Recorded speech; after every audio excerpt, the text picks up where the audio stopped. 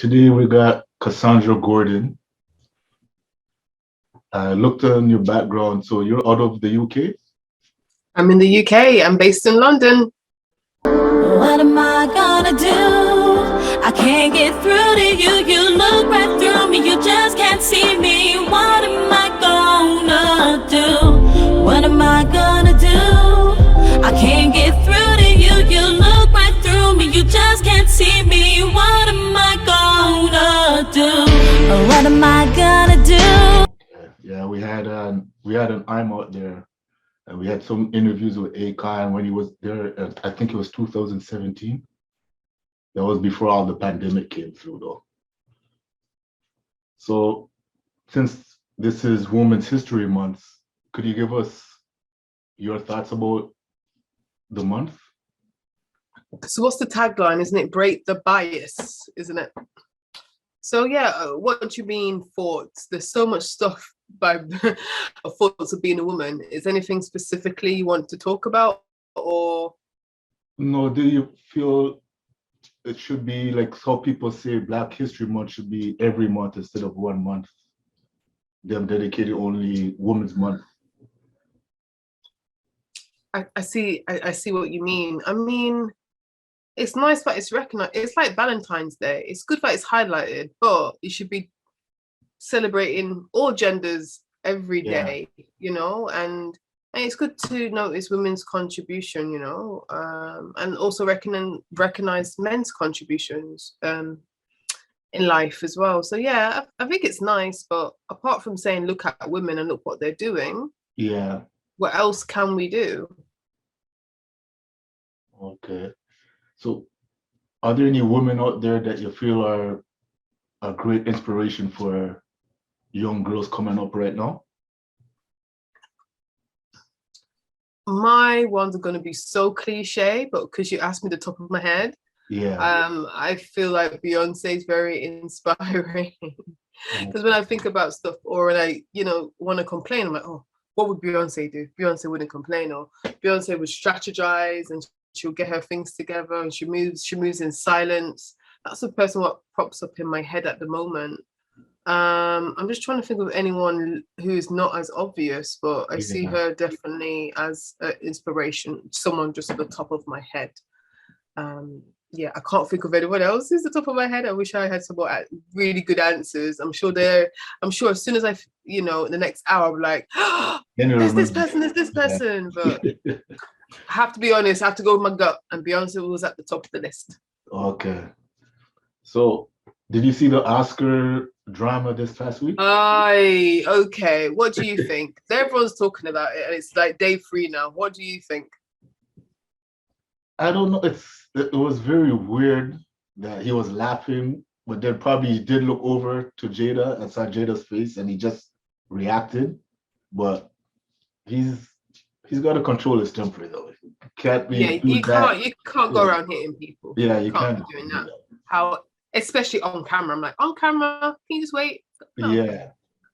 But on the flip side, because I was talking to my friend about it, he was saying the past history with Jada, the Jada joke at the other Oscars, after he saw Jada actually was bigging up Chris Rock, and then he just made that joke about Rihanna's panties, and I think they were saying, well, maybe all that was built up by Will just said enough is enough. Yeah, Chris Rock kind of belittled her career, basically. She's not as mainstream, but she's a solidified, accomplished actress, and he wasn't really taking her seriously. So it is what it is. Microaggression, misogyny noir on Black women. Black women shouldn't be at the expense of the butt of your jokes in front of white audiences.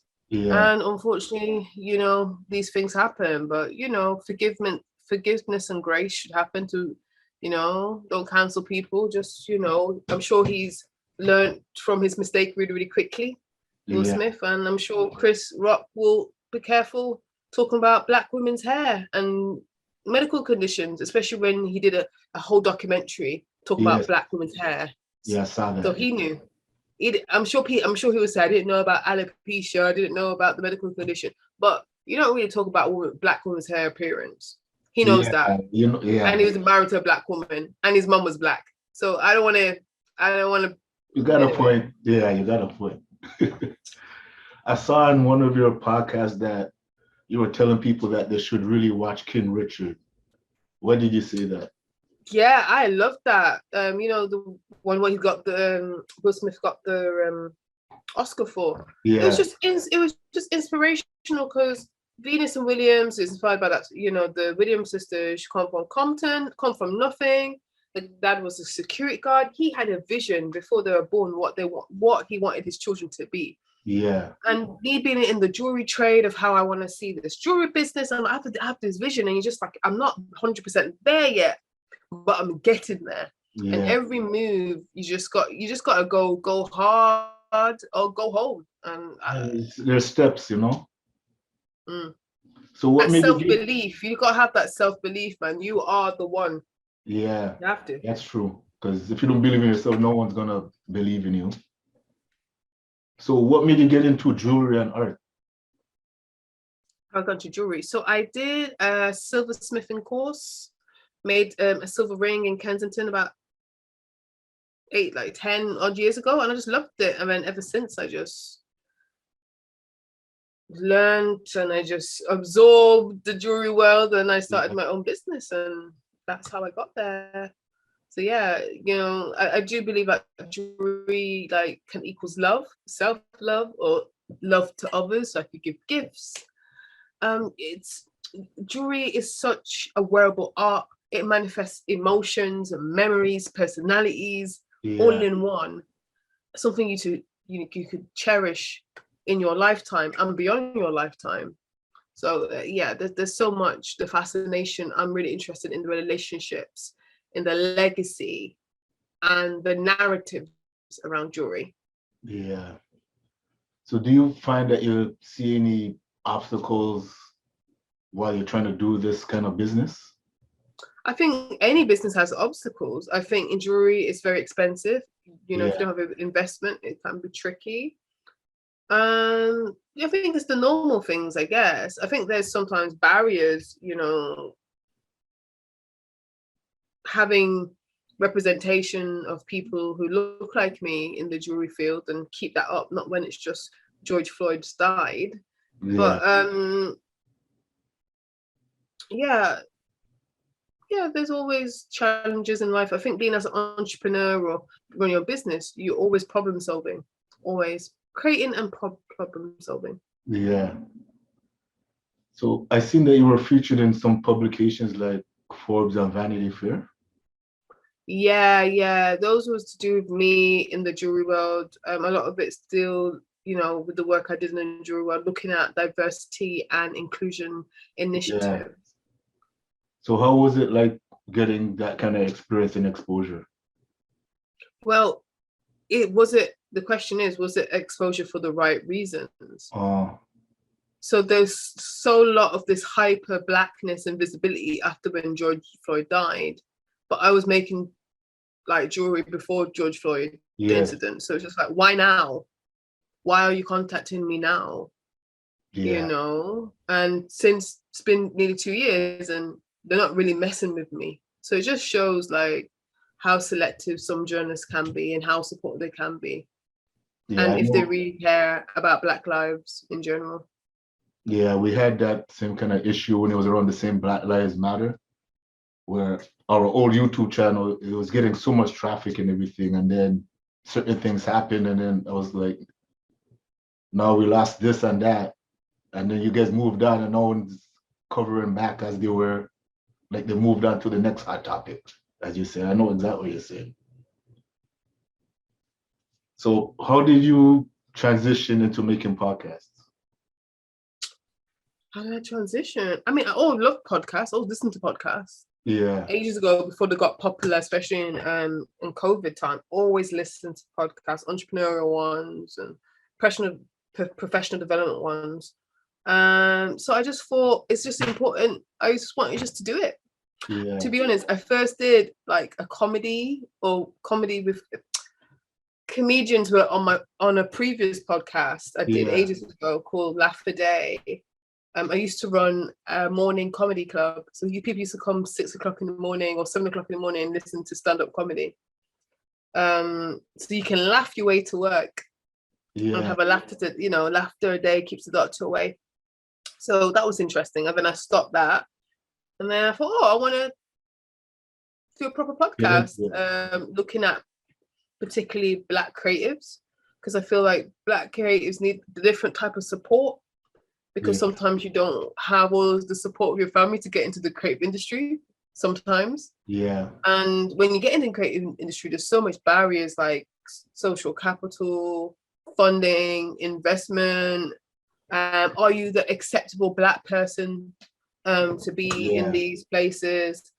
And what type of Black places are accepted in institutions? So if you're not acceptably Black to the white gaze, what can you do to survive and thrive?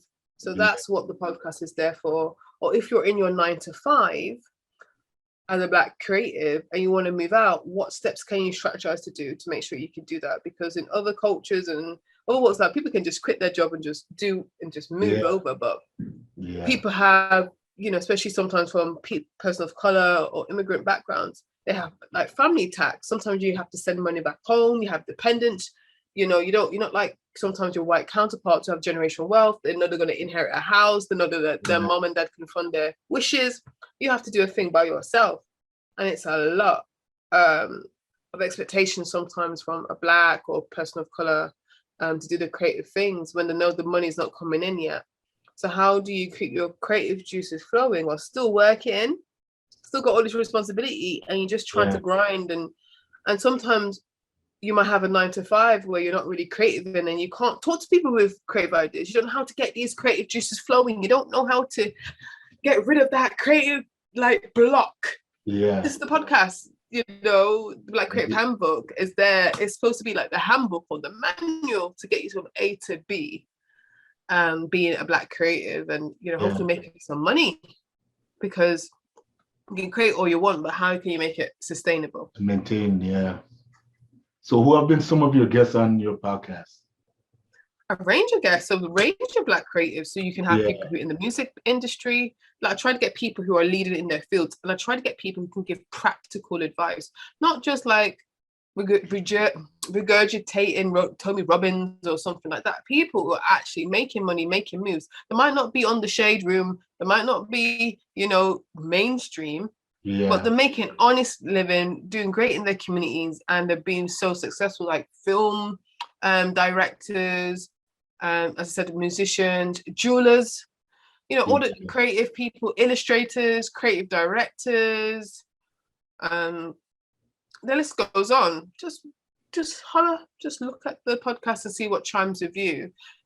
Because I feel like sometimes Black people, we create so much in the world, we add so much color in the world, and we don't always get that recognition for our creativity, which it is a skill set. I know it comes naturally to a lot of us, but it is a skill set. Yeah. And we need to really appreciate and value that. So being in jewelry, what are your thoughts on how hip hop incorporates jewelry into their music and their fashion?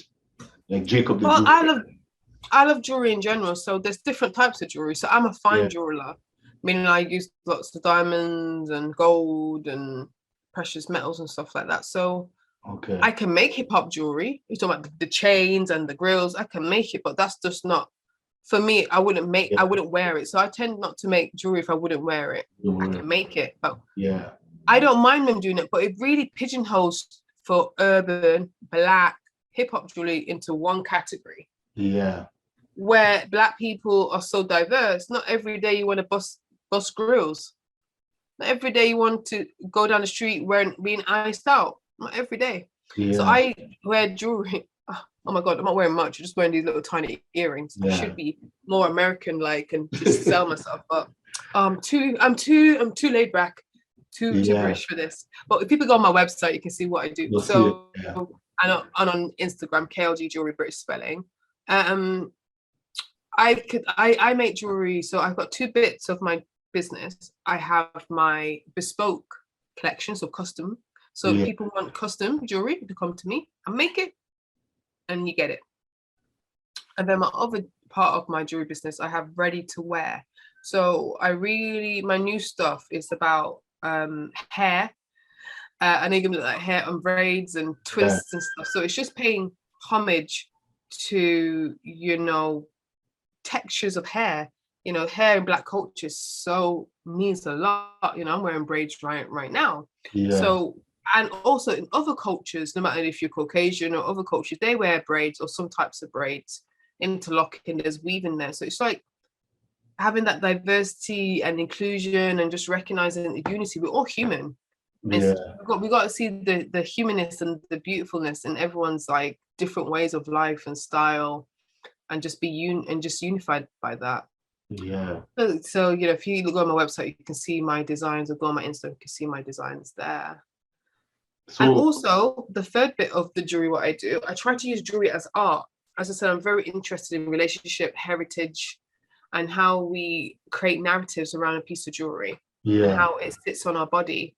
So when I mean is using it as public art, it's like a socially engaged practice.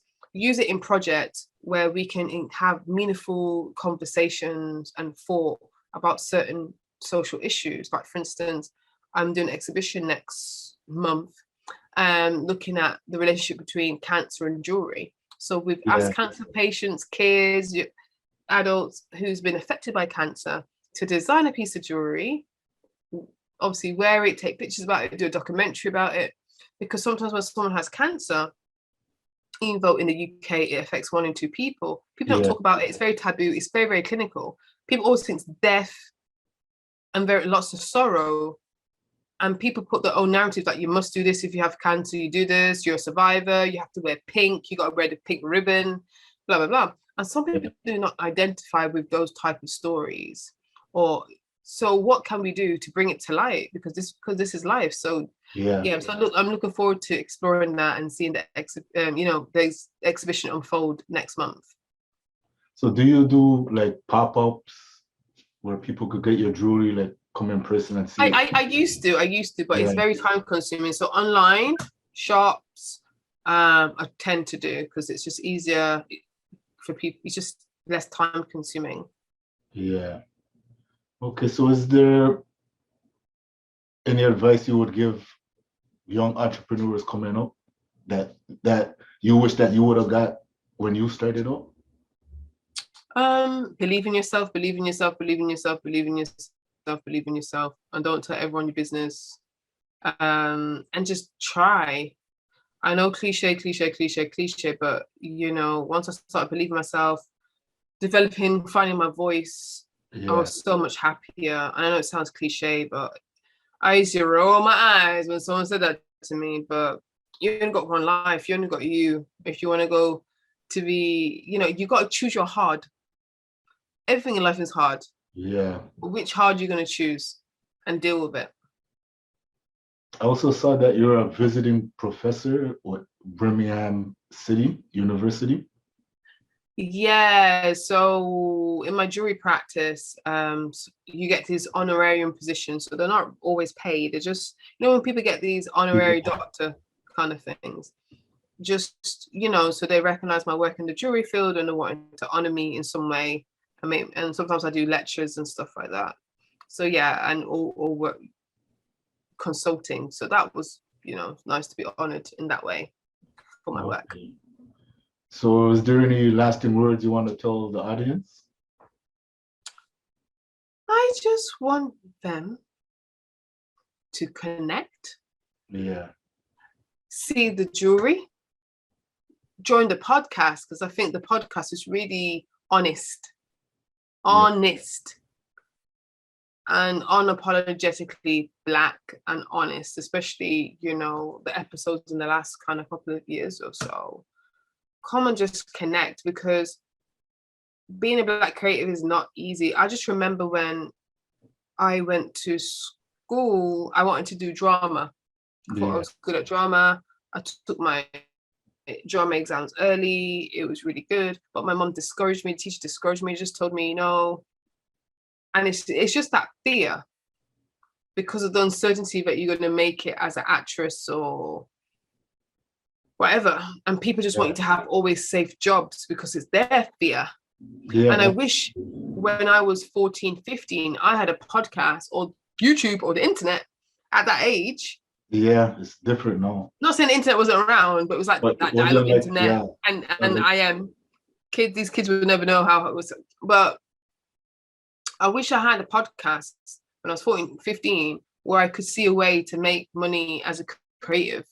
Yeah. And I could be like, hey mom, look, this is someone, because I was the first person who'd gone to university. So people thought going to university was success. And I've been to university, I got 2 degrees and I don't use them. Okay. So that's what the podcast is there for. It's just helping people when everyone is stifling or suffocating you and you can't do your creative things, the things that make you happy, and you have a release and you have a community which understands you. But it's so annoying when you work a certain job or you're around certain family members or friends who don't understand your creativeness. They just have one set of view of life. And if you tell them stuff about your creative ideas, all they do is try to talk you out of it because they don't know. Yeah. They don't know. Get it, I know. And also sometimes in the simple too. Say again, sorry? It looks simple to a lot of people, but it's actually not simple. And sometimes in the Black community as well, sometimes they don't want to support their own. So that's demoralizing as well. Oh, yeah. Yeah, and it's just like, that's not unique. That's unique to this diaspora because, you know, the Jewish people support the Jewish, the Asians support the Asians. Like the money is circulated 6 or 7 times before it comes out of, you know, their communities, and it's not the same. And also being in the UK is different from being in America as a Black person, because the way how my family got onto British soil compared to African Americans who, I guess, you know, since slavery times, you know, the 1 minute they were slave and 1 minute they were free, in inverted quotes. And you know, my parents are from Jamaica, so Jamaica used to be a British colony. So after the Second World War, my grandparents were asked to come to England to build it up, and they went through horrific times just trying to help the economy and build Britain or where it is today. So my mom and dad, you know, what they had to go through, they were just thinking of survival. They weren't thinking about what does Kassandra want, like millennial Gen Z. What do you feel? What are your values? Just like, get a job. Get a decent job. Because I was just talking to my cousin last night about when the Queen went over to Jamaica, and they were saying they didn't want her there for the head of the state and everything. I was just talking about that last night. But why? Why? What are they doing? What are they doing, man? Yeah, because how you said that your parents came to the UK, same thing happens in Toronto. So I remember when we uploaded a few artists from Toronto, and then we had our UK audience come on, and they were like, how come they're trying to sound like the UK? But they didn't realize the background is similar, coming up from the Caribbean and everything. Are you from the Caribbean? Yeah, I'm from Grenada. Okay. Yeah. So it was an interesting interview. Thank you so much. Thank you so much. So could you tell us again where people can get your jewelry and check out your podcast? Cool. So how do you get to me? Okay, so my website, KLG Jewellery, British spelling. So I don't know if Canadians have the same British spelling of jewelry as. Okay, great. Yeah. And then on Instagram, KLG Jewellery, Twitter, KLG Jewellery. The podcast, Black Creative Handbook, on one word. That is on Instagram. There's new episodes every Monday. Yeah. Please, if you're just thinking like there's different, it's just such an inspiring podcast. And I know it's my podcast, and I know I am biased. I know I'm biased. Oh, the value of what you get from these podcasts is amazing, because sometimes you see people on Instagram live and like, oh, look at me, I just did this course and now I'm earning like 10 million pounds like a month and everything is so fine. And if you just do my course for like 297 pounds or $297, you could be like me. Yeah. And then you spend your money and it's to just rip off YouTube or regurgitate something from the Bible or Tony Robbins. I'm just like, what? So I used to like, listen, you can get the same and better practical information for free, like a handbook, to get you where you need to go if you listen to the podcast. That's why I think it's so practical, because when you're Black creative, you got to save your coins, man. Because I know. Every dollar saved or pound is a dollar earned, because you don't have that amount of disposable income like our white counterparts. You don't. So you got to use it wisely and be very strategic about it and get that information. So it's a good start. It's a good community. Talk to creatives in the US, in Africa, all around, because sometimes it's not just our lovely African Americans. I know they lead a lot of the culture, but there's so much stuff going around the world, and we have similar experiences. So I just that's what we do. That's why we connect with different. We connect with Atlanta, New York, and then we have to do Caribbean sometimes, because, as you said, America gets a lot of the bulk exposure of things, and then there's other people around the world doing things to that. Black initiatives. Yeah. Absolutely. And I think a lot of Black British culture is seeping through into North American culture, music, the accent, a lot of the TV shows. Well, a lot of your actors are in big roles and everything. Like Idris Elba and all that. A lot of artists, because you know why? People, I know there's Samuel Jackson or someone said, "Oh, why the British Black artists coming to America, blah blah blah blah blah, taking roles." Listen, if someone has to come from England to come here and come to America, or North America, they must be really good. And also, so if I'm being honest, sometimes in Britain, there's not much opportunities for Black people, you know. So you have to create your own opportunities. I know, because I've seen when I think it was Rowan Marley, he was complaining that there was a British actor that's going to be playing Bob Marley in the biopic, and he was saying, why go to other countries while the island has actors and everything? Give the exposure to people from the island. But what is, who is investing in the film? What is acceptable Black to them? There's all these gatekeepers. But I feel like with the internet, this is why I love when you said doing this podcast, having like a digital space. I feel more safe in these digital spaces, talking to my people, than sometimes in real life. And I don't have to think a lot when I'm on these lovely platforms. I don't have to code switch. I can just be myself. And if you can't be yourself at work, at home, it's hard. It's hard on your mental health. It's hard on your self-esteem. And how do you navigate that? And sometimes if you're creative, you just have to create or make the time to create on a regular basis to do that. It's super important. So that's why the podcast, I feel, is so important. Or if you're not really super creative, we just want to hear about creatives, it's the podcast. So it's like, I feel like it's the podcast is like just before people are mainstream known. It's like the underground for creatives, and in a way, like the world best kept secret for creatives. Oh, that's good. I'll make sure to let everyone know about it.